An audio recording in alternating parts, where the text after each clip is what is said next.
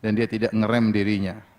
Lain halnya kalau seorang kemudian melakukan muhasabah, maka dia akan merem dirinya. Kalau dia terus bermaksiat, dia akan berhenti.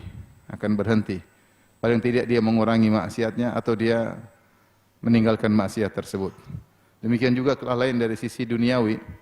Seorang kalau tidak muhasabah jiwa, maka dia kalau punya duit, punya harta, dia akan melakukan apa yang dia sukai. Beli ini, beli anu, jalan ke sana, jalan kemari, ya. Kurang bersedekah, kurang menyambung silaturahmi.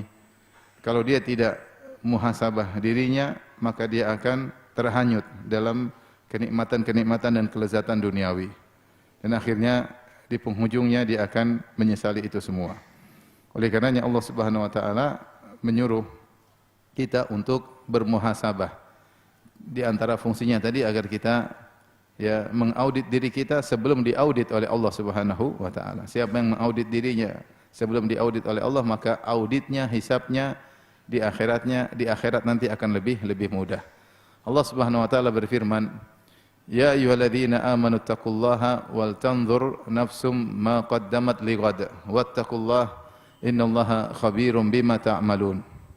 Kata Allah Subhanahu wa taala dalam surat Al-Hasyr, wahai orang-orang yang beriman, ittaqullah, bertakwalah kepada Allah Subhanahu wa taala. Setelah Allah suruh untuk bertakwa, Allah menyuruh untuk muhasabah. Wal tanzur nafsum ma qaddamat lighad. Dan setiap jiwa hendaknya merenungkan apa yang telah dia lakukan di dunia ini lighadin, untuk masa depannya di akhirat.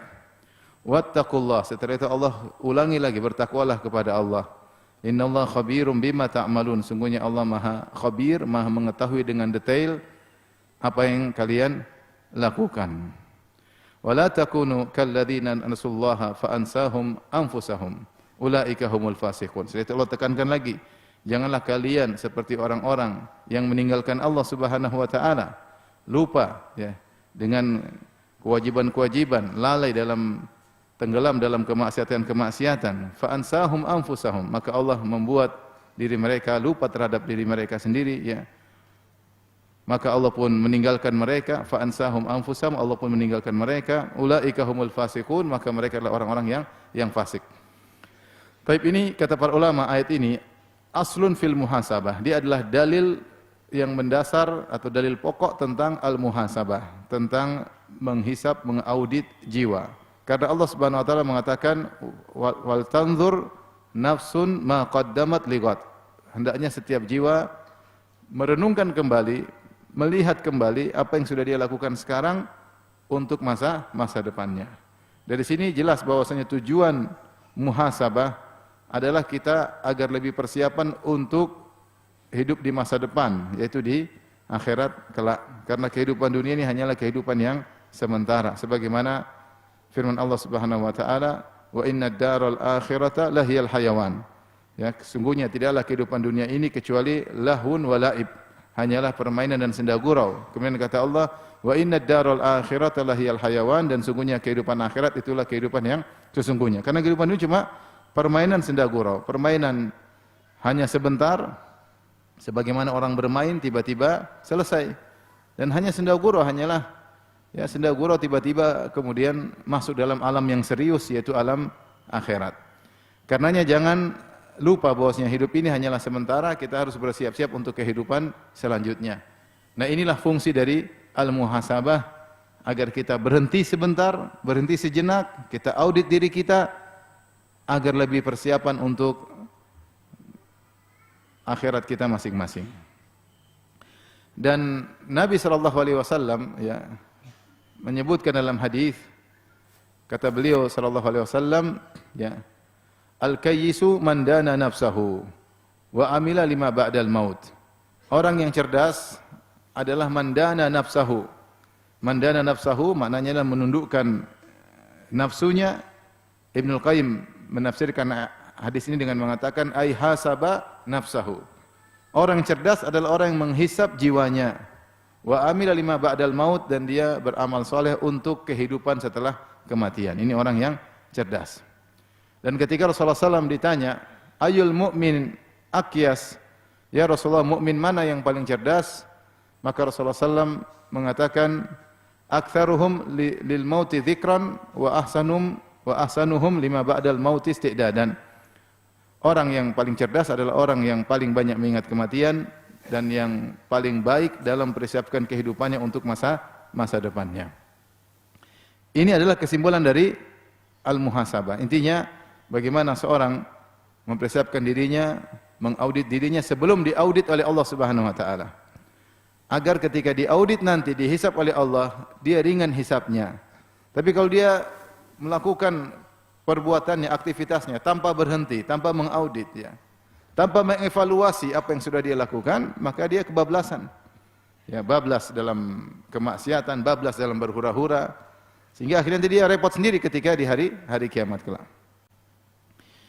Makanya Umar bin Khattab radhiyallahu taala anhu pernah berkata, "Hasibu anfusakum qabla an tuhasabu." Ya. "Wazinu anfusakum qabla an tuzanu, wa tazayyanu lil ardil akbar." Kata Umar bin Khattab radhiyallahu taala anhu, hisablah diri kalian sebelum kalian dihisab. Timbanglah diri kalian sebelum kalian ditimbang, dan persiapkanlah diri kalian untuk pemaparan di hadapan Rabbul Alamin pada hari kiamat kelak. Maka sebelum Allah yang menghisab, kita hisab diri kita dulu. Siapa yang sering menghisab dirinya, maka di akhirat hisabnya ringan. Ini yang mau kita bahas, ikhwan dan akhwat yang dirahmati oleh Allah Subhanahu wa taala, karena kita semua butuh dengan evaluasi, kita semua butuh dengan audit ya. Kalau kita tidak mengingatkan diri kita, maka kita akan bablas dan kita akan celaka pada hari kiamat kelak. Baik. Sederhananya bagaimana cara kita mudah agar bermuhasabah ya. Yaitu intinya muhasabah itu kita duduk sejenak. Kemudian kita renungkan, misalnya kita muhasabah setiap hari. Makanya dikatakan oleh para salaf dahulu, sisihkan waktu satu saat, satu waktu agar kau muhasabah dirimu. Yaitu misalnya kita di sore hari, kita duduk, kita renungkan apa yang sudah saya lakukan dari kemarin sore sampai sore hari ini. Misalnya, kalau kita pilih waktu di sore hari. Apa yang sudah lakukan? Bertambahkah iman saya hari ini dari kemarin atau semakin berkurang? Berapa amal soleh yang saya lakukan dan berapa maksiat yang saya lakukan? Ini hisab. Misalnya, seorang renungkan, kemarin sore apa yang sudah saya lakukan? Saya kemarin buka YouTube enggak? Oke, buka YouTube. Apa yang saya nonton? Kita hisab ya. Tapi yang saya nonton itu maksiat atau ketaatan misalnya. Tapi waktu-waktu berlalu 24 jam dari kemarin sore sampai sekarang, sudah berapa ayat saya baca misalnya? Ada Al-Quran saya yang buka atau tidak? Sudahkah saya menyambung silaturahmi? Apa ketaatan yang sudah saya lakukan dari kemarin sore sampai sekarang? Dan berapa banyak maksiat yang sudah saya lakukan dari kemarin sore sampai sekarang? Itu namanya muhasabah. Muhasabah harian. Kalau muhasabah pekanannya dia renungkan setiap pekan apa yang saya lakukan. Tapi kalau sudah satu pekan sering ada yang kita lupakan. Sehingga evaluasi kita tidak detail, hisab kita tidak detail. Apalagi kalau tahunan. Cuma tahun baru muhasabah, wah repot. Terlalu banyak yang sudah kita lupakan. Benar, terlalu banyak yang kita lupakan. Satu tahun sudah berapa orang gibah kita lupa, kita gibah berapa orang udah lupa. Ya.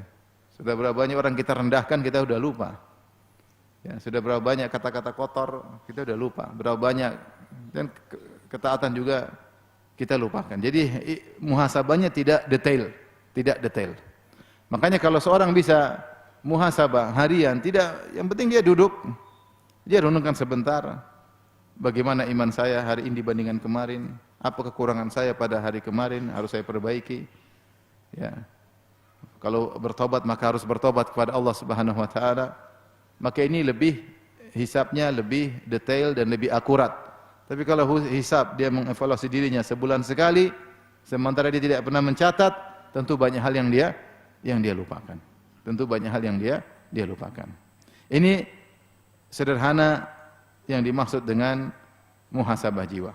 Tapi saya ingin bahas tentang poin-poin apa yang perlu kita hisab, ya, kita renungkan, sehingga kita bisa membenahi diri kita sebelum kita dipanggil oleh Allah Subhanahu wa taala. Jadi ini sangat penting ikhwan, saya tidak berbicara tentang antum aja, saya bicara tentang diri saya pribadi ya. Karena kita butuh progres dalam hidup ini, butuh progres dalam urusan akhirat. Yang kita selalu pikirkan progres dalam urusan duniawi. Tidak ada masalah, kita juga ingin progres dalam urusan duniawi, ingin hidup lebih nyaman, tidak dilarang oleh Allah Subhanahu wa taala. Tetapi kehidupan duniawi itu hanya sementara. Yang perlu kita pikirkan bagaimana kita progres di kehidupan akhirat, bagaimana iman kita, bagaimana agama kita, bagaimana amal soleh kita yang harus kita pikirkan. Ya. Saya sempat ngisi pengajian di satu tempat kajian. Kemudian saya kecewa, saya bilang untuk menyampaikan ke sebagian panitia, saya bilang mengaji lama tapi begitu-begitu saja percuma. Ya. Hidup ini harus ada progres ya. Sudah ngaji lama tapi tetap aja misalnya safar ke sana kemari jalan-jalan akhwat tanpa mahram. Saya bilang ngaji buat apa kalau nggak ada progresnya? Ya.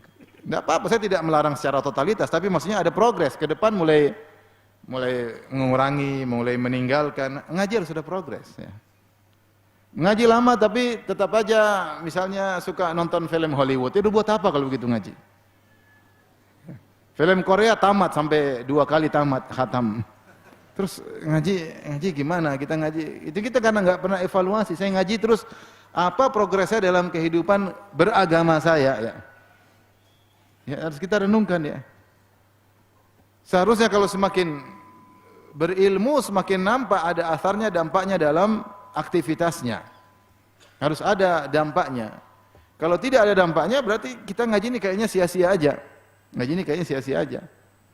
Renungkan, saya sudah ngaji 10 tahun, tapi saya tidak ada progres dalam sholat malam. Ya begitu-begitu aja.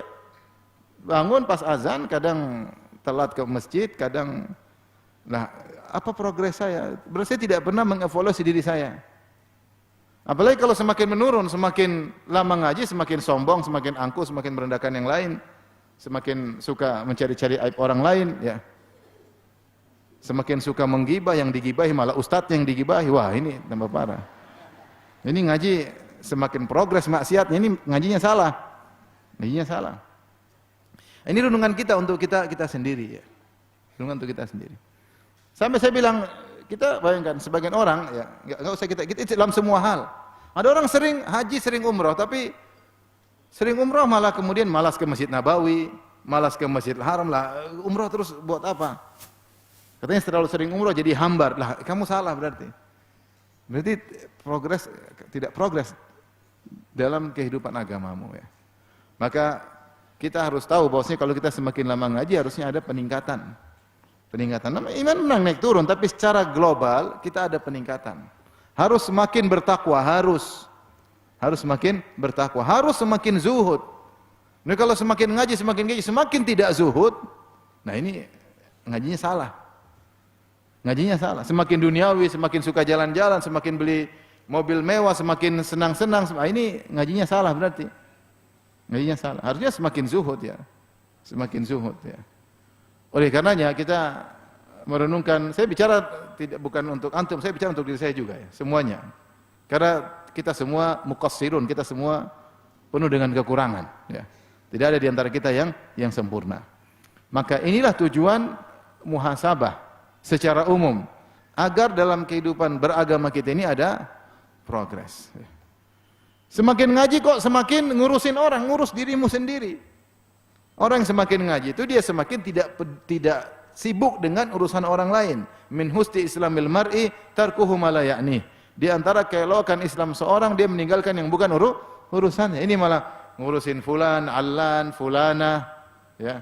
Gimana ini, ngurus orang dia sendiri tidak membenahi imannya. Quran tidak dia baca, ya. Bahasa Arab dari dulu cuma kaifa haluk akhi, ukhti itu doang. Tidak ada perkembangan. Barakallahu fiik, bagus. Cuma yang lain lagi dong, belajar yang lain juga dong. Cuma itu aja. Ya. Maksudnya harus ada progres dalam hidup ini ya. Tapi kalau ternyata semakin ngaji semakin sibuk ngurusin orang, sibuk mencari aib orang, ini ada yang salah. Kenapa di antara sebabnya tidak ada progres? Karena kita tidak pernah muhasabah. Karena kita tidak pernah evaluasi. Urusan duniawi saja kita butuh evaluasi. Kita kalau punya sekolah pingin maju, evaluasi. Cek kekurangannya apa, diperbaiki, apa yang perlu ditingkatkan, itu evaluasi, audit. Setiap tahun, kemudian tahun depan berusaha semakin baik. Seperti itu. Tapi kalau enggak pernah evaluasi, tadi kata Ibnu Qayyim, jadi bablas. Jadi bablas. Dan dengan evaluasi kita banyak mencegah diri kita dari banyak maksiat, banyak kekurangan. Kalau kita enggak evaluasi, kita akan terus bablas. Dan bablas terkadang saya katakan tadi, bablas dalam maksiat atau bablas dalam ghaflah, dalam keduniaan terlalu berlebih-lebihan. Terlalu berlebih-lebihan. Taib. Apa poin-poin yang hendak kita muhasabah, yang kita hisab diri kita? Sebenarnya inti dari muhasabah adalah kita menghisab perkara-perkara yang kita akan dihisab pada hari kiamat. Kita menghisab diri kita sebelum dihisab oleh Allah, sebagaimana di perkataan Umar bin Khattab, hasibu anfusakum qabla an tuhasabu. Hisab dirimu sebelum kau dihisab. Nah, kita ini yang Allah mau tanya kepada kita apa saja? Banyak, iya enggak? Banyak. Secara umum semua nikmat akan ditanya. Tsumma latus'aluna yauma idzin 'anin na'im. Dan sungguh benar-benar kalian seluruhnya akan ditanya tentang nikmat-nikmat yang kalian rasakan. Ini jelas. Semua nikmat yang Allah berikan akan dihisab. Maka ketahuilah, semua nikmat yang kita rasakan, sebelum Allah tanya, kita tanyakan pada diri kita terlebih dahulu. Nikmat itu banyak. Nikmat umur, nikmat masa muda, nikmat ilmu, kemudian nikmat harta, ini semua. Makanya Rasulullah bersabda, lan tazula qadama 'abdin hatta yus'ala an arba. Bahwasanya kedua kaki seorang hamba tidak akan bergeser. Tidak akan bergeser dari tempatnya, apakah menuju surga atau menuju neraka, kecuali setelah ditanya tentang 4 perkara. An umrihi fima afnah, tentang umurnya kemana dia habiskan, tentang waktu-waktu yang dia lewati. Ini harus ditanya, kamu waktumu 24 jam per hari, apa yang kau gunakan waktu tersebut? Buat ngobrol berapa jam? Buat browsing berapa jam? Buat komentarin berapa jam? Buat membantah komentar berapa jam? An umrihi fima afnah, tentang umurnya kemana dia habiskan. Kemudian Allah tanya secara lebih spesifik masa mudanya. Wa an syababi fima ablah, tentang masa mudanya kemana dia habiskan. Kenapa masa muda ditanya secara spesifik? Karena dia masa produktif. Dan masa muda itu dari sejak dewasa sampai 40 puncaknya masa muda. Sebenarnya mengatakan sampai 50 juga masa muda karena masa produktif. Tapi puncaknya masa muda 33 sampai 40. Ini akan ditanya lebih spesifik karena kenapa lebih spesifik? Karena masa muda harusnya progresmu cepat, harusnya. Harusnya produktivitasmu tentang akhiratmu, untuk urusan akhiratmu semakin tinggi karena kau masih kuat. Lain halnya kalau sudah tua, sudah 60 ya sudah banyak yang uzur syar'i. Ya. Ngomong suka lemot. Kalau udah tua mau diapain? Jalan juga terlambat, ya. Ya. Kadang memegang satu sudah gemetar, sudah sakit-sakitan. 70, 80 apalagi. Bahkan orang yang sudah hidup, sudah umur 100 tahun, sudah kepayahan dia hidup. Kepayahan dia hidup. Makanya masa muda ditanya lebih spesifik karena produktivitas tinggi di situ. Kemudian tentang hartanya, dari mana dia dapatkan, min aina iktasabu wa fima anfaqat, kemana dia habiskan. Kemudian tentang ilmunya, dia belajar selama ini.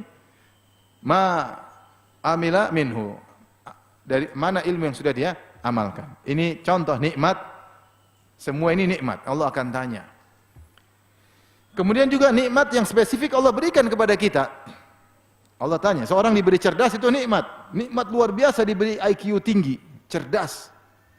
Apakah tidak ditanya? Allah akan tanya. Maka seorang kalau mau hisab dirinya, bilang, kau cerdasmu buat apa nih? Buat menang main game atau apa kecerdasanmu? Tanya. Kecerdasan. Kemudian mudah menghafal. Ini namanya keistimewaan yang Allah berikan kepada sebagian hambanya. Kemudian misalnya tubuh yang kuat, fisik yang kuat. Makanya di hari kiamat kelak, Nabi SAW bersabda, Salasatun awwalu ma tusa'aru bihimun nar salasa. Pertama kali orang dinyalakan api neraka buat mereka 3 orang.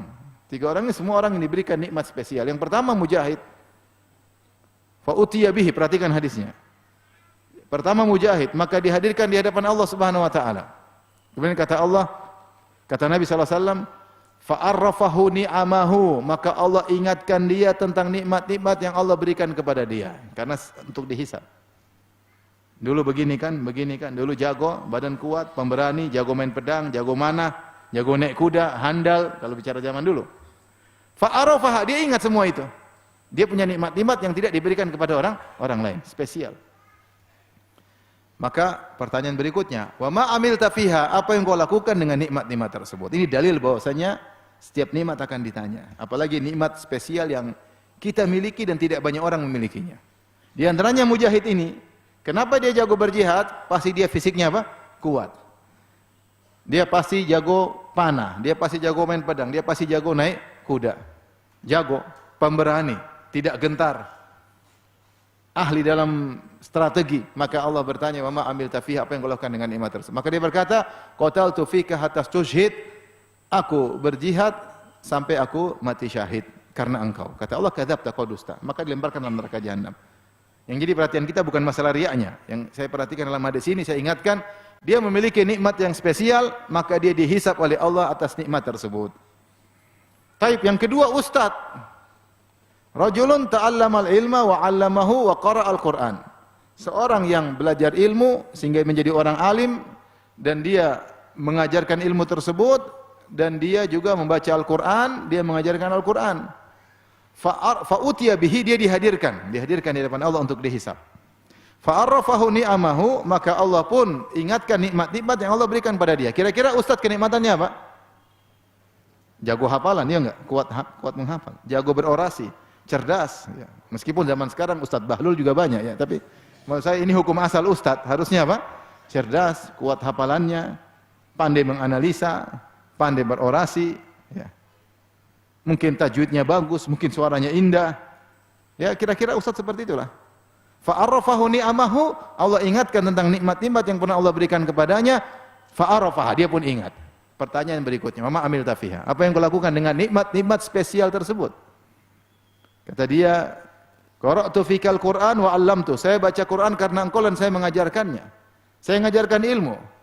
Kata Allah, kadzabta, kau dusta. Walakin liqal annaka alim, tapi kau mengajarkan ilmu supaya kau dikatakan orang alim. Liqal annaka qari, supaya kau dikatakan ahli baca Quran. Wa qad qil, dan telah dikatakan. Kemudian lemparkan dalam neraka jahanam. Yang satunya diberikan berbagai, yang ketiga diberikan berbagai macam kenikmatan, harta dia punya, emas, perak, mungkin rumah mewah, sawah ladang, dia punya aset begitu banyak. Maka Allah ingatkan itu semua dan dia ingat tentang nikmat-nikmat kekayaan yang Allah berikan pada dia. Maka pertanyaannya, apa yang kau lakukan dengan kekayaan-kekayaan tersebut? Kata dia, ma min sabilin tuhibbu an yunfaqa fiha illa anfaqtu fiha. Ya Allah, tidak ada satu jalan kebaikan pun yang kau suka aku berinfak kecuali aku infakkan. Itu yang aku lakukan. Karena engkau, kata Allah, kadzabta, kau dusta, tetapi liqal annaka jawad, tapi kau berinfak supaya kau dikatakan sang dermawan, dan telah dikatakan, maka masuk neraka jahanam. Maksud saya ini dalil ya tentang bahwasanya nikmat yang kita miliki semuanya akan dihisab oleh Allah, ya atau tidak? Ya. Nah, sebelum dihisab oleh Allah, kata Umar bin Khattab, hisablah dirimu dulu sendiri. Kau punya kecerdasan, hisab dulu. Otakmu cerdas, kau tes IQ, IQ-mu tinggi. Ya. Bukan IQ jongkok. Nah, IQ-mu itu buat apa? Ya. Sampai sebagian ulama menyatakan, sebagian ulama, tidak seluruh ulama, sebagian ulama mengatakan main catur hukumnya haram. Kenapa? Karena menggunakan kecerdasannya pada perkara yang tidak bermanfaat. Sebagian ulama mengatakan demikian. Saya masukkan dalam kitab Al-Kabair ya. Sebenarnya kenapa mengatakan main catur hukumnya haram? Karena mereka menggunakan, Allah berikan dia nikmat yang luar biasa. Orang main catur pasti cerdas, ya enggak? Kalau Bahlul bingung dia, naik kuda melulu ya. Tapi kalau dia cerdas, dia tahu kapan benteng, kemudian ini raja kemana, kuda kemana, dia ngerti ya. Dia pasang strategi, berarti dia pintar. Nah, dia main catur 1 jam, 2 jam, 3 jam, 4 jam, apa faedahnya? Apakah setelah dia main catur keluar, dia jadi ahli strategi perang? Enggak. Terbukti banyak orang jago main catur, ngurus rumah tangganya nggak bisa. Jangankan ngurus perang, ngurus rumah tangga dia tidak bisa. Karena tidak ada kaitannya dengan kenyataan apa? Kehidupan, nggak ada. Makanya ketika sebagian ulama mengharamkan catur, ya mungkin ada yang bolehkan, saya nggak tahu, tapi pokoknya pendapat orang yang mengharamkan, mereka berdalil Karena menggunakan kecerdasan tidak pada apa? Tempatnya. Nanti kalau ditanya, ingatkah kau cerdas? Allah tanya benar. IQ-mu 200, benar. Apa yang kau lakukan dengan kecerdasan tersebut? Main catur. Repot. Jawabannya susah. Mau saya, ini bahwasanya semua kenikmatan yang Allah beri, maka kita akan dihisab. Maka hisablah dirimu terkait dengan nikmat-nikmat tersebut sebelum kau dihisab oleh Allah. Hasibu anfusakum qabla an tuhasabu. Kata Umar bin Khattab, hisablah dirimu sebelum kau dihisab. Maka saya katakan misalnya seorang diberi kekuatan tubuh, tubuhnya kuat. Benar. Dia kuat, ngangkat barbel kuat, ya. Ngangkat ini kuat. Taib, tubuhmu kuat buat apa? Tanya, saya punya kekuatan ini, saya buat apa nih? Apa yang saya gunakan untuk agamaku dengan kekuatan ini? Karena orang lain tidak diberikan seperti apa yang diberikan kepada saya. Tanya, kekuatan buat apa? Ya, mungkin dia supaya kuat sholat malam, bagus. Sehat buat supaya kuat sholat malam. Dia mungkin puasa Daud, puasa sunnah. Dia mungkin pergi ke tempat-tempat sana, silaturahmi, dia kuat. Dia membantu orang, subhanallah. Sehingga ketika dia ditanya tentang kekuatan tubuhnya, dia bisa jawab, kekuatan saya gunakan untuk progres dalam agama saya. Oke. Tapi kalau ternyata tubuhnya kuat, bagus, ternyata buat apa? Buat pamer body doang. Kemudian badannya keren, pakai kaos sempit, kemudian jalan di tengah kota supaya semua orang melihat. Itu dihisab nggak nanti? Dihisab. Apa yang kau lakukan dengan kekuatan tubuhmu? Supaya dilihat cewek. Repot. Maksud saya semua kekuatan, semua kenikmatan yang Allah berikan pada kita akan ditanya.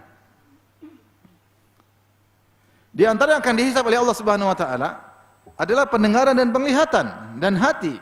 Kata Allah Subhanahu wa taala, "Wala taqfu ma laysa laka bihi ilm. Inna sam'a wal basara wal fuada kullu ulaika kana anhu mas'ula." Jangan kalian mengikuti apa yang kalian tidak punya ilmu tentangnya. Sungguhnya pendengaran, penglihatan, hati semuanya akan ditanya oleh Allah Subhanahu wa taala.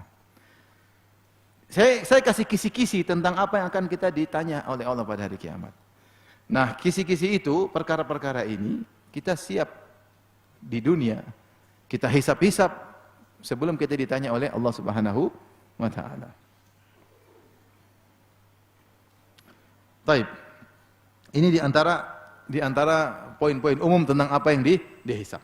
Tapi di antara yang dihisap secara detail tentang amal perbuatan kita, pertama terkait dengan kewajiban-kewajiban. Kita cek apa sih yang Allah wajibkan kepada kita, sudahkah kita tunaikan? Karena akan ditanya oleh Allah Subhanahu wa taala. Aku telah memerintahkan kau begini-begini, sudahkah kau tunaikan? Akan ditanya. Kewajiban kita harus tahu, seorang mengenali kewajibannya. Salat 5 waktu, sudahkah dia kerjakan? Oke, alhamdulillah. Kalau mau detail lagi, salat tersebut ngerjainnya bagaimana? Ya.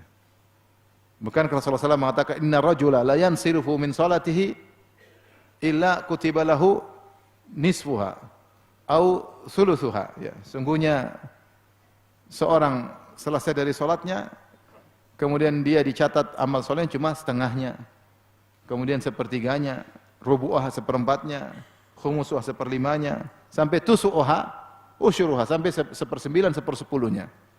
Ya, saya ketika sholat masuk yang mana ini? Dia renungkan harusnya. Saya sholat setiap hari 5 waktu. Berapa menit saya habiskan untuk sholat? Apakah ada progres dalam sholat saya? Karena setiap orang sholat tidak mesti dicatat 100%. Bahkan Nabi ketika mengatakan tidak dicatat kecuali setengahnya, menunjukkan kebanyakan orang tidak dicatat sempurna. Bahkan juga bukan 70%, Nabi langsung mulai dari apa? Setengahnya. Setengah, 1/3, 1/4, semakin kecil. Ya, 1/5, 1/6, sampai 1/10. Nah, bagaimana sholat saya? Ini kalau kita mau detail lagi, progres. Saya sholat 5 waktu, alhamdulillah. Nah, berikutnya sholat saya bagaimana setiap kali saya sholat? Apakah saya pikiran kesana kemari? Ataukah saya berusaha khusyuk? Apakah saya ketika sholat saya merenungkan tentang akhirat atau pikiran tentang duniawi? Ini harus kita renungkan lagi. Terus yang wajib contohnya zakat. Sudah kita tunaikan enggak zakat? Serius enggak kita bayar zakat? Ustaz, saya enggak mikir zakat. Kenapa? Karena saya terima zakat. Miskin kasihan. Dulu ada kawan saya, mahasiswa miskin, bawa istri ke Madinah, sudah sewa tempat tinggal mahal, duitnya nggak ada. Dia bilang, Firanda, ada uang zakat nggak? Saya bilang, kau berhak terima zakat? Iya, saya berhak terima zakat, makanya saya minta uang zakat. Golongan yang mana? Semua golongan saya masuk, katanya. Aja dia canda, semua golongan. Mujahid fisabilillah, saya nuntut ilmu. Miskin, fakir, semua masuk. Utang punya, semua lengkap. Kecuali mu'alaf saja mungkin enggak sama pengurus zakat. Kata dia, semua golongan saya masuk. Artinya kalau kita punya harta, pastikan kita sudah bayar apa? Zakat. Puasa, pastikan kita sudah bayar apa? Puasa. Kalau punya puasa nazar, tunaikan. Ya, contohnya. Ya. Haji bagaimana? Sudah daftar belum? Sudah punya duitnya? Akan ditanya oleh Allah. Ya. Ini enggak daftar-daftar, bangun rumah lagi, beli mobil lagi, beli motor baru lagi, motor gede lagi, mobil gede lagi. Haji belum daftar. Pastikan kewajiban sudah ditunaikan. Ya. Kemudian kewajiban sederhana, silaturahmi. Sudahkah kita menyambung silaturahmi? Sudahkah saya nyambung silaturahmi kepada tante saya, kepada orang tua saya, kakek nenek saya, tante, om? Ada enggak saya kontak-kontak? Ada enggak saya kunjungi mereka? Ada enggak saya kirim kue buat mereka? Ada enggak? Ponakan-ponakan bagaimana? Atau selama ini saya hidup saya cuekin mereka? Berarti saya tidak sambung silaturahmi. Sampai saya tidak kenal ponakan saya siapa. Ini bagaimana? Tidak kenal ponakannya sendiri. Ponakannya nggak kenal punya om. Oh itu om saya katanya. Kok begini modelnya? Sampai dia tidak kenal omnya gimana? Itu kan rahim. Bagaimana dalam kehidupan kakak adik tidak kontak-kontakan sampai setahun lewat. Kontak-kontakan baru pas lebaran doang. Mohon maaf lahir dan batin. Kapan? Tatkala lebaran. Itu pun berat dia tuliskan. Dia maunya adiknya yang kirim dulu. Adiknya nggak kirim-kirim, akhirnya dia kirim duluan. Ini kenapa? Tidak nyambung silaturahmi. Berarti ada kewajiban yang tidak kita tunaikan. Taib itu terhadap rahim secara umum. Sudahkah kita tunaikan? Karena akan ditanya oleh Allah pada hari kiamat kelak. Akan dihisab. Taib terkait dengan keluarga inti, pasangan kita dan anak kita, sudahkah kita tunaikan kewajiban? Bukankah pasangan kita punya hak-hak yang harus kita tunaikan? Para wanita, sudahkah dia menunaikan kewajiban suaminya, kewajiban terhadap suaminya? Sudahkah dia tunaikan? Tanya pada diri sendiri. Bukankah saya sering sampaikan hadis Nabi bahwasanya Rasulullah mengatakan kebanyakan wanita masuk neraka jahanam kenapa? Karena tidak bersyukur kepada suaminya. Wa takfurnal ashir, tidak bersyukur yaitu mengingkari, kufur kepada nikmat yang Allah dari suami kepada dia. Dia kufur sehingga tidak bersyukur. Berarti ada kewajiban yang tidak ditunaikan kepada suaminya. Pastikan. Jangan ngaji melulu. Kemudian istri suaminya ngajak ke ranjang, kata dia enggak. Saya enggak lagi mood.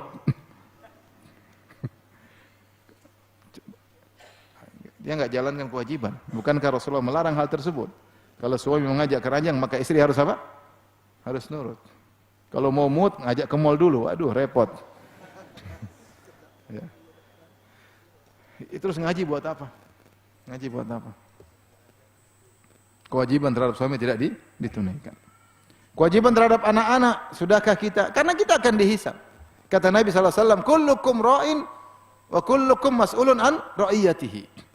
Setiap kalian adalah penanggung jawab dan kalian akan ditanya atas amanah tanggung jawab yang diberikan. Berarti kan dihisab. Ditanya oleh Allah namanya dihisab. Al-mar'atu ra'iyatun fi baiti zawjiha. Sungguhnya wanita adalah penanggung jawab di rumah suaminya dan dia akan ditanya tentang rumahnya, akan ditanya termasuk anak-anaknya. Setiap ibu-ibu akan diberdirikan di hadapan Allah dan akan ditanya, bagaimana urusan rumah suamimu? Bagaimana anak-anakmu? Kalau ada pembantu, bagaimana pembantu kau tangani di rumah? Uang dapur bagaimana, sudah kau tunaikan dengan baik atau tidak? Bagaimana kewajibanmu terhadap suami? Pasti ditanya ibu-ibu dan Allah pertanyaannya detail.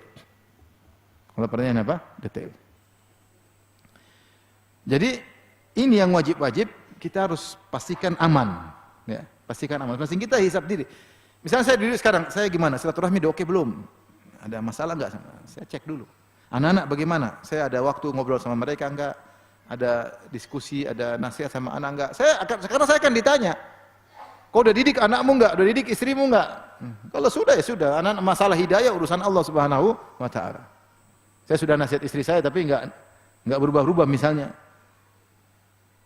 Saya ditanya kapan itu, Ustaz, istri saya enggak nurut-nurut, sudah saya nasihati enggak nurut-nurut. Apa yang harus saya lakukan? Saya canda, saya bilang coba diruqyah. Maksud saya ya sabar, tapi yang penting kau sudah sampaikan, sudah nasihati, urusan hidayah urusan siapa? Allah, tapi kewajiban sudah kita tunaikan. Tapi sama tetangga, bukankah ada kewajiban sama tetangga? Ada. Perhatian sama mereka. Rasulullah mengatakan tidak beriman seorang yang dia tidur sementara tetangganya dalam kondisi apa? Lapar. Tetangga, ada yang susah enggak? Diperhatikan. Kita punya kelebihan harta enggak? Kalau kasih, kalau enggak ya enggak apa-apa. Allah tidak menilai luar kemampuan. Fattaqullaha mastata'tum. Nah ini maksud saya, ini cara menghisap. Kalau kita bicara perkara hisap nih banyak, kita hisap diri kita. Lebih detail semakin baik. Semakin kita aman nanti di akhirat. Ini baru perkara yang wajib-wajib, baru yang sunnah-sunnah. Sunnah-sunnah gimana? Salat rawatib bagaimana? Salat qiyamul lail bagaimana? Puasa Senin Kamis bagaimana? Tidak wajib. Tidak begitu oke, tapi kalau kita bisa lakukan bagus. Tapi yang maksud saya yang paling penting yang wajib. Karena kalau tidak kita kerjakan kita berdosa. Taib, yang berikutnya, poin berikutnya di antara poin-poin yang harus kita perhatikan untuk menghisap diri kita adalah perkara-perkara yang Allah haramkan. Perkara-perkara yang Allah haramkan juga kita perhatikan. Banyak sekali yang Allah haramkan. Ghibah. Hari ini kita ada ghibah enggak? Kayaknya ada. Berapa orang antum gibahi? Waduh, sekampung saya gibahi. Kadang-kadang orang gibah sekampung. Ya. Memang kampung itu, wah itu satu kampung kita gibahin. Kadang suku kita gibahin. Memang suku itu brengsek tanpa terkecuali. Ini bahaya, kita gibah satu apa? Satu kampung. Ngeri. Gibah sekampung kita gibahin. Gibah. Merendahkan orang, sudahkah kita selamat darinya? Ini baru lisan. Tulisan, sudahkah kita tulis yang baik ataukah kita menjelek-jelekan orang, nuduh orang yang tidak-tidak ya. Belum mata, waduh ini lebih repot lagi. Mata lebih repot lagi. Setiap pandangan kita akan dihisap. Ya'lamu kha'inatal a'yun wa ma tukhfis sudur. Allah mengetahui pengkhianatan lirikan mata dan Allah mengetahui apa yang disembunyikan oleh dada. Setiap pandangan kita tercatat. Tercatat atau tidak? Tercatat atau tidak? Tercatat. Atau malaikat ngantuk terus kita ngelihat macam-macam, malaikat lagi tidur. Tidur, kita nonton film Korea, malaikat lagi tidur aman. Malaikat enggak pernah tidur. Dia nyata terus. Kalau malaikat pun tidur, Allah tidak bakalan apa? Tidur. Kemudian kita lihat sana, lihat sini, lihat sana, lihat sini. Siapa yang browsing dia pasti maksiat. Mustahil tidak maksiat. Ada enggak browsing? Memang ada Facebook Salafi? Ada Facebook Sunnah? Enggak ada. Si browsing pasti ada yang maksiat. YouTube juga ya, kecuali YouTube Premium mungkin aman. Kalau enggak premium, mau bayar premium sayang-sayang bayarnya. Akhirnya banyak yang kita lihat. Itu semua dihisap. Ya, kita lihat, apalagi kalau melihatnya lama, ya, lebih lama lagi. Ya. Lebih lama lagi. Saya pernah ngobrol sama kawan, dia supirin saya. Supir itu, dia nyupirin saya butuh perjalanan sekitar 11 jam. Saya ngobrol. Sampailah saya cerita tentang tontonan-tontonan sekarang. Saya bilang itu ada film, ya, sinetron ya. Yang judulnya mirip-mirip kira-kira layangan nyambung lah. Tiba-tiba nyelutuk, oh itu Ustaz, saya nonton dari awal sampai akhir. Masya Allah. Iya, dari awal sampai terakhir saya nonton Ustaz. Masya Allah.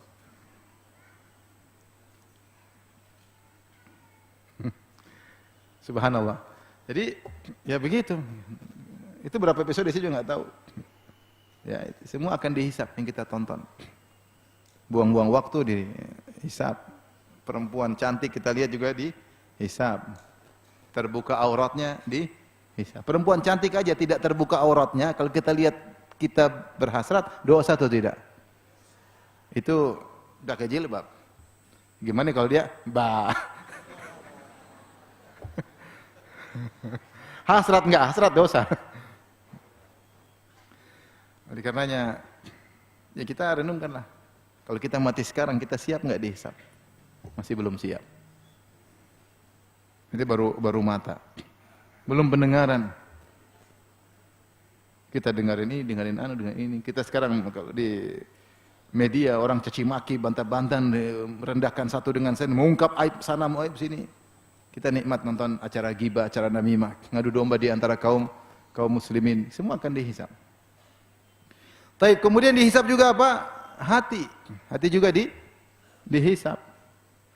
Kita hasad sama orang dihisab. Kalau kita lawan enggak, tapi kalau kita nyaman dengan hasad tersebut, maka dihisab. Ini penyakit hati. Kita merendahkan orang lain, enggak usah kita ungkapkan dengan lisan, dengan mimik wajah. Dalam lihat orang, apa itu? Dalam hati kita, apa itu? Itu sudah kita merendahkan apa? Orang lain. Biasir minasyarri an yahqira akhahul muslim. Kata Nabi, cukuplah seorang buruk ketika dia merendahkan saudaranya sesama muslim. Betapa banyak orang sudah kita rendahkan. Banyak. Padahal kita belum tentu lebih baik daripada dia. Saya sering sampaikan hal ini. Bagaimana kita merendahkan seorang pembantu di rumah kita, sementara dia kerja 100% gajinya dia kirim buat ibunya. 100% gajinya dia kirim buat ibunya. Dan itu bukan sebulan 2 bulan, bertahun-tahun seluruh gajinya dia kirim buat apa? Ibunya. Terus kita merasa lebih, karena kita mentang-mentang ngaji sholat 5 waktu merasa lebih tinggi daripada dia. Kita aja mau kirim ke orang tua mikir-mikir. Apalagi sudah nikah, apalagi banyak keperluan. Ya. Maksud saya, banyak hal yang harus dihisab dari kita. Maka sebelum Allah menghisab, kita menghisab diri kita. Inilah poin-poin saya kasih gambaran agar kita persiapan. Ternyata banyak hal yang harus kita evaluasi. Karena kalau kita tidak ingatkan, kita bablas. Nonton yang kita sukai, dengar yang kita sukai, ya. Punya duit kita belanja yang kita sukai. Akhirnya semakin sulit hisab kita pada hari kiamat kelak. Taib. Dari sini, ikhwan dan akhwat yang dirahmati Allah Subhanahu wa taala, agar hisab kita lebih ringan, ya, ada beberapa hal yang harus kita perhatikan. Ya. Mana kita mulai dari sekarang kita praktekkan dalam kehidupan ini. Yaitu ketika sebelum kita beraktivitas, sedang beraktivitas, dan setelah beraktivitas. Ada perenungan sebentar. Sebelum beraktivitas, sedang beraktivitas, dan setelah beraktivitas. Mulai sekarang berusaha, sebelum kita melakukan aktivitas, tanya, kamu buat apa melakukan ini? Tanya. Apapun aktivitasnya. Apapun aktivitasnya. Dulu sebagian salaf, ketika dia ingin melayat janazah, maka dia diajak oleh teman-temannya, ala tahdurul janazah, tidakkah kau melayat janazah? Ini semua Ibn Rajab dalam Jami' Ulum Al-Hikam. Kata dia, makanakum, tunggu sebentar, hatta uhdiran niyyah, sampai saya hadirkan niat. Bahwasanya saya menghadiri janazah karena Allah, bukan karena untuk enggak enak sama orang, bukan karena diketahui oleh orang lain, bukan karena untuk dipuji, bukan karena saya dikatakan punya empati, enggak. Saya jenazah karena Allah. Ketika dia perhatikan niatnya baru dia jalan. Demikian. Apapun yang kita lakukan, bahkan perkara yang baik-baik. Datang pengajian misalnya, ini pengajian. Saya pengajian, saya datang ke Masjid Al-Azhar Sumarekon buat apa? Saya ngaji buat apa? Tanya sama diri. Untuk cari muka sama ustadznya misalnya, ya. Untuk foto bareng sama ustadz, tanya dulu. Untuk ketemu teman-teman, ya. Bukan itu yang utama. Yang utama untuk perbaiki diri apa? Saya. Untuk bertakwa kepada Allah karena menuntut ilmu adalah ibadah. Nah, ini sebelum kita lakukan, kita cek dulu niat kita. Karena niat ini kita nggak bisa kontrol, niat ini macam-macam. Al-waridat, khawatir, yaitu lintasan-lintasan itu sangat banyak. Kalau kita nggak perhatikan, akhirnya kita melakukan amalan-amalan aktivitas tanpa kita ketahui manfaatnya. Sebelum keluar rumah, saya mau ini cari nafkah nih. Buat apa kau cari nafkah? Keluar sekarang kau mau pergi ke pasar, ngapain? Dalam hati, saya pengen beli beras, beli ini buat anak istri karena saya diwajibkan oleh Allah untuk beri nafkah kepada anak istri. Kalau gitu jalan. Sampai perkara sederhana. Saya nanti sore mau main tenis meja nih. Saya sudah bilang teman-teman, sore main tenis meja. Tapi main tenis meja buat apa? Buat senang-senang boleh, perkara mubah. Tapi enggak dapat pahala. Tapi kalau supaya sehat, supaya saya bisa ibadah dengan sehat, saya dapat pahala. Paham? Seperti itu. Jadi agar mudah hisab kita, sebelum aktivitas kita tanya pada diri kita, kau buat apa ini? Kalau enggak benar enggak usah. Ya. Ini aktivitas. Demikian juga kalau kita punya duit mau belanja, tanya dulu. Makanya ibu-ibu sebelum belanja suruh suami tanya dulu, bisa jawab enggak? Ma, mau beli apa? Buat apa beli itu? Ini latihan ini. Jadi istri pegang uang. Kan orang Indonesia kan biasanya yang pegang uang istrinya, ya enggak? Orang Indonesia biasanya pegang uang istrinya. Benar atau tidak? Bapak-bapak, saya tanya bapak-bapak, benar enggak? Enggak benar ya? Benar setengah. Oh, ada uang yang disembunyikan ya. Intinya banyak kita orang Indonesia sering pegang uang sama istri pegang uang akhirnya dia belanja ya. Tapi kita punya uang berlebihan, alhamdulillah misalnya ada yang punya uang berlebihan. Sebelum dia belanja, tanya dulu. Ini hisab kecil-kecilan sebelum kau dihisab oleh Allah. Sekarang Abi nanya, Umi mau beli apa? Mau beli tas Abi. Taib. Tas buat apa? Ya buat dipakai. Tas lain enggak ada. Banyak Abi. Terus ngapain tambah? Tanya, akan ditanya oleh Allah. Ibu-ibu ngerti enggak ibu-ibu? Jangan pura-pura enggak dengar ya. Karena setiap harta akan ditanya, min aina iktasabun fima anfaqa, dari mana kau dapatkan? Kalau dari mana kau dapatkan, suami yang ditanya, kita yang cari harta. Dari mana kau dapat harta? Kita yang bermasalah. Syubhat haram diembat semuanya yang tanya Allah. Tapi kemana kau konsumsikan? Allah tanya. Kita kasih istri ditanya mau belanja apa. Saya sering sampaikan hal ini. Antum bayangkan orang kaya, Rasulullah berkata, kenapa mereka lama masuk surga? Kata Nabi SAW, inna fuqara'a ummati yadkhuluna jannata qabla al-aghniya bi 500 am. Sungguhnya orang-orang miskin dari umatku masuk surga 500 tahun sebelum orang kaya. Jadi si miskin masuk surga dulu, kaya nunggu 500 tahun. 500 tahun emang sebentar. Dia saja baru kaya, orang kaya ini baru kaya umur 40. 40 itu baru setengah-setengah kaya. Dia baru kaya, benar-benar kaya umur 50. Terus 60 dia tewas. Berarti dia cuma kaya 10 tahun. Saya ulangi ya. 40 baru mau jadi kaya. Setengah-setengah kaya. Kaya beneran umur berapa? 50. Tahun 60 tewas. Ketabrak mobil kayak apa, serangan jantung. Jadi dia kaya cuma 10 tahun. Ternyata 10 tahun tersebut dia harus bayar dihisap 500 tahun. Maksudnya supaya bayangin. Itu pun kalau dia masuk surga. Ini cerita dia masuk surga. 10 tahun tersebut dia kaya tetapi dia harus membayarnya dengan dihisap 500 tahun. Ketika dia di hari kiamat dia dihisap. Supirnya, bos saya duluan ya. Wih. Bibinya, bos saya duluan ya. Wih. Pegawai-pegawainya, bos tunggu dulu 500 tahun. Makanya ya, ini menunjukkan Allah hisab detail. Makanya kalau kita punya uang, ya sebelum kita belanja macam-macam, hisab dulu diri kita. Hisab dulu. Apakah saya belanja ini semakin ada manfaatnya di akhirat atau tidak? Itu yang disebut dengan zuhud. Zuhud adalah tarku ma la yanfa'u fil akhirah, kata Ibnu Taimiyah. Zuhud adalah meninggalkan suatu perkara yang tidak bermanfaat di akhirat. Kalau tidak bermanfaat saya tidak usah lakukan. Agar mengurangi hisab kita. Tapi ibu kalau membeli tas, manfaat enggak di akhirat? Manfaatlah Abi. Buat apa? Buat pengajian. Pengajian tas kresek cukup. Ngapain beli tas 20 juta, 30 juta? Buat apa? Tas kresek cukup. Manfaat kalau hujan juga manfaat, tinggal lipat, taruh di jalan. Kita ini masalahnya ya, lebih banyak keinginannya daripada kebutuhan. Ini salah satu mengurangi hisab. Belilah barang-barang, konsumsilah barang-barang yang memang kita butuhkan. Kalau kita butuhkan ditanya oleh Allah enak jawabnya, karena saya lagi butuh buat ini, buat ini, buat ini. Bahkan beli mobil mewah kalau butuh nggak ada masalah. Saya beli mobil mewah misalnya, kenapa? Saya punya duit, Allah tidak melarang. Buat safar mudah. Sampai sana saya bisa aktivitas langsung. Sebagian kawan sengaja naik pesawat, naik bisnis kelas. Saya tahu. Kenapa? Begitu dia turun, dia langsung bisa kerja. Kalau ekonomi, 3 hari dulu tidur di rumah. Naik pesawat belasan jam, kalau keluar negeri jauh, pulang ekonomi sampai rumah, sudah. Belum gonjang-ganjing bumi, kemudian jet lag. Tapi kalau dia naik kelas, dia punya uang, nggak ada masalah. Nah, kalau begitu kan butuh, ditanya Allah bisa jawab, nggak ada masalah. Yang jadi masalah banyak yang kita beli tidak butuh, itu masalahnya. Beli tas tidak butuh, beli HP tidak butuh, beli sepatu tidak butuh, ya.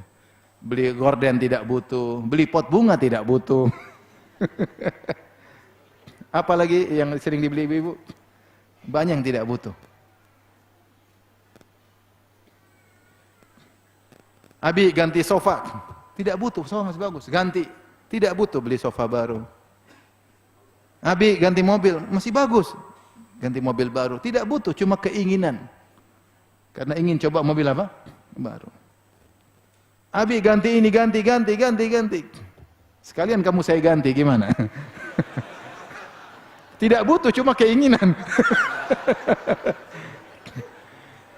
Makanya ini masalah. Kalau kita, ini masalahnya kita terlalu banyak apa? Keinginan. Terlalu banyak keinginan menimbulkan hisab yang panjang. Kita semua, kita semua begitu. Banyak keinginan. Karena makanya kita rem dengan hisab ini, kita rem keinginan kita. Perlu nggak? Kalau perlu bismillah. Karena kalau kita butuh, Allah tanya kita bisa jawab insya Allah. Tapi kalau hanya keinginan repot. Ya. Kalau hanya keinginan maka repot.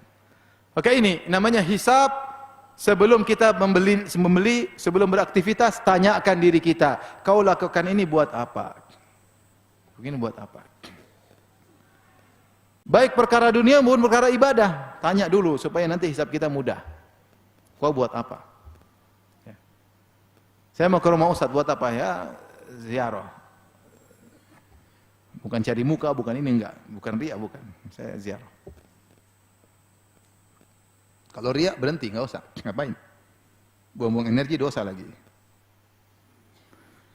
Taib yang berikutnya adalah ketika sedang beraktivitas, kita juga terkadang perlu evaluasi. Karena terkadang di tengah perjalanan banyak hambatan, rintangan, niat kita bisa berubah, ternyata alur kita bisa berubah. Tadinya baik jadi buruk, kita harus juga evaluasi.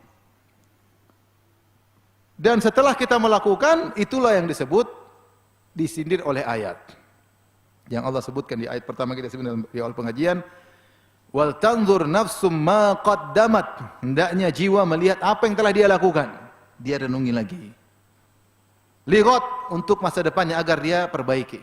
Oh, saya kemarin sudah ini alhamdulillah, berarti saya masih bisa maju lagi. Oh, qadarullah kemarin saya banyak kesalahan, harus saya berubah. Oh, ternyata iman saya semakin berkurang. Saya bergaul sama si fulan, kok iman saya semakin apa? Jauh, saya berhentilah bergaul sama dia. Saya menggeluti usaha ini, kok iman saya semakin kacau. Sogok menyogok, udah saya berhentilah, saya cari usaha lain. Seperti itu namanya apa? Yang sudah lalu direnungkan kembali. Setiap orang alhamdulillah dia bisa menilai imannya, dia bisa nilai. Karena Allah kasih nilai, naik turun dia bisa ngerti. Ya. Maka itulah fungsi evaluasi agar kita bisa membenahi diri sebelum kita kebablasan. Jadi kita menghisap diri kita sebelum kita beraktivitas. Di tengah aktivitas kita perlu menghisap diri kita juga. Ya. Kita misalnya bikin yayasan dakwah, di tengah kita ini gimana nih yayasan kita? Duniawi atau dakwah? Coba renungkan. Kalau duniawi berhenti deh. Capek-capek kita kerapat macam-macam ternyata duniawi. Kalau akhirat kita lanjut. Duniawi percuma. Kalau cari duniawi jangan di sini, cari duniawi di tempat yang lain deh. Ya. Jangan kita bikin grup dakwah, ini dakwah ternyata duniawi. Capek kita. Enggak usah pakai nama dakwah, itu cari duit tempat lain. Capek. Kalau untuk akhirat, bismillah. Ini tengah-tengah aktivitas. Kemudian setelah aktivitas kita pun harus ngecek diri sendiri. Tapi inilah, ikhwan, di akhir pembahasan saya akan menyebutkan tentang beberapa sikap para salaf ya, terkait dengan muhasabah jiwa agar motivasi kita ya. Bagaimana sikap-sikap mereka dalam bermuhasabah. Ya. Di antaranya disebutkan Rabi' bin Khusaim, disebutkan dia di bawah tempat tidurnya ada hufrah, dia bikin lubang.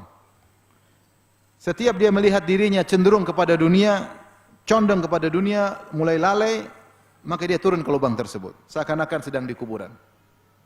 Kemudian dia pun menangis, seakan-akan dia sudah mati. Ya, supaya dia ingat apa? Kematian. Ini maksudnya usaha mereka. Kalau lagi lupa, aduh ini. Makanya kenapa kita dianjurkan untuk ziarah apa? Kubur. Zurul kubur, ziarahilah kubur. Fa innaha tudzakkirukumul akhirah. Karena ziarah kubur mengingatkan kepada akhirat. Agar kita bisa terlepas dari penyakit ghaflah lalai. Kalau kita enggak pernah ziarah kubur, selalu ingat duniawi, lihatnya mewah-mewah, lihatnya ini, lihatnya tontonan YouTube yang memamerkan tentang kemewahan, barang-barang baru, sedikit-sedikit peringatan dari jual beli apa nih? Bunyi ini, barang baru, pikirin dunia ini terus. Ya. Apa namanya istilahnya kalau toko-toko online ya. Maka ini contoh bagaimana sebagian salaf mereka ingin biar semangat dalam beribadah. Ketika mereka lupa, mereka punya cara-cara agar mereka ingat kepada akhirat. Seperti Ibrahim At-Taimi. Dia mengatakan, saya memperumpamakan diriku, saya membayangkan diriku seakan-akan saya sudah di surga, sudah mati di surga. Kemudian saya makan dari buah-buahan yang ada di surga. Saya minum asyrabu min anhariha. Saya minum dari sungai-sungai yang ada di surga. Kemudian saya melewati lembah-lembah yang ada di surga. Dan saya pun memeluk bidadari-bidadari yang ada di surga. Kemudian saya bayangkan lagi diriku seakan-akan saya di neraka jahanam. Maka saya makan dari zakumnya. Saya minum dari nanah-nanahnya. Dan saya teriak-teriak kesakitan di antara penghuni neraka. Saya bayangkan kondisi saya ini dan itu. Tsumma qultu, kemudian aku berkata, ya nafs, ayu darin turidin, wahai jiwaku, kau ingin mana, penghuni surga atau penghuni neraka? Faqalat a'udu ila dunya fa'amalu salihan kai analal jannah. Maka aku berkata kepada jiwaku yang kemana kau ingin, dunia, surga atau neraka? Dia mengatakan saya ingin kembali ke dunia. Jadi dia bayangkan dia sudah mati, sudah masuk surga atau masuk neraka. Saya ingin kembali ke dunia untuk amal soleh. Maka aku berkata, ya nafsi ha anti fi dunya. Wahai jiwaku, sungguhnya sekarang masih di dunia. Maka beramalah. Karena semua yang mati di surga atau di neraka berangan-angan untuk apa? Kembali. Di surga berangan kembali untuk lebih banyak amal solehnya. Yang di neraka ingin kembali untuk bisa bertobat. Nah kamu sekarang masih di dunia. Makanya kalau kita bisa boleh berbicara dengan penghuni kuburan, kalau kita tanya apa yang kau inginkan, dia pasti bilang ingin apa? Kembali ke dunia. Nah sekarang kita sedang berada di angan-angan orang yang sudah mati. Kenapa kita tidak beramal soleh?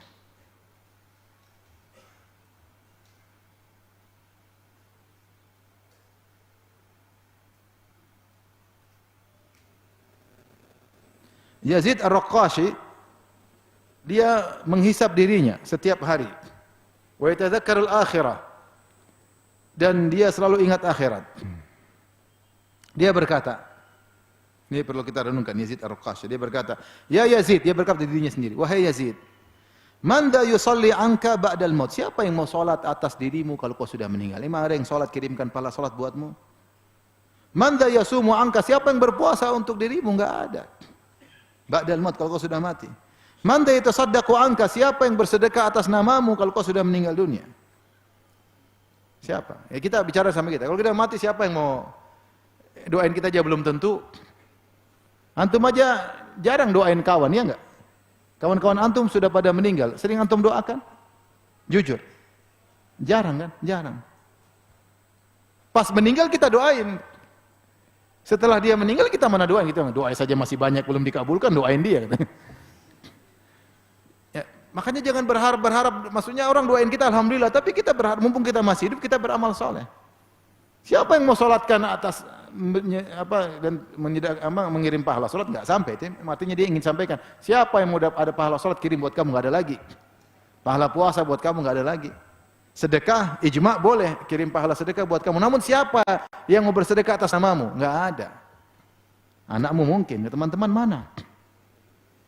Terus kamu berharap ya sudah sekarang beramal soleh. Minal mauti talibuhu minal qabri baituhu wa minad dudi anisuhu minat turabi firashuhu min munkarin wan nakir jalisahu. Kematian mencarimu. Kuburan adalah rumahmu. Kematian adalah kematian mencarinya, kuburan adalah rumahnya. Cacing dan ulat adalah temannya. Tanah adalah tempat tidurnya, mungkar dan nakir yang akan bertanya kepadanya. Maka dia menghisap dirinya dengan demikian. Ada seorang tabi'i juga yang menghisap dirinya ketika umurnya sampai 60 tahun. Dia berkata,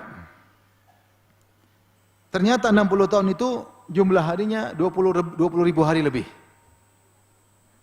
Kalau setiap hari saja saya bermaksiat satu maksiat, berarti saya akan bertemu dengan Allah dengan membawa 20 ribu maksiat. Satu hari satu maksiat. Satu hari ngelirik cewek satu hari. 60 tahun, 20 kali dirikan apa? Alhamdulillah. Gimana kalau setiap hari maksiat puluhan kali? Bagaimana kalau setiap hari maksiat berjam-jam bermaksiat? Apa yang mau kita andalkan ketika bertemu dengan Allah Subhanahu wa taala ya. Maka seorang merenungkan dirinya ya sebelum dia dipanggil oleh Allah Subhanahu wa taala. Ini saja ikhwan dan akhwat yang dirahmati oleh Allah Subhanahu wa taala. Tujuan kajian kita agar kita masing-masing menghisap diri kita sebelum dihisap oleh Allah Subhanahu wa taala. Waspada karena kita enggak tahu kapan kita dipanggil oleh Allah Subhanahu wa taala. Pastikan yang wajib-wajib sudah kita tunaikan. Kalau tidak belum kita tunaikan segera perbaiki. Pastikan yang haram-haram sudah kita tinggalkan. Kalau masih kita langgar kita segera bertobat kepada Allah. Tidak ada yang maksud di antara kita ya. Yang penting kita berusaha dan berusaha ada progres dalam ketakwaan kita. Allah taala alam bisawab. Kalau ada yang bertanya saya persilahkan.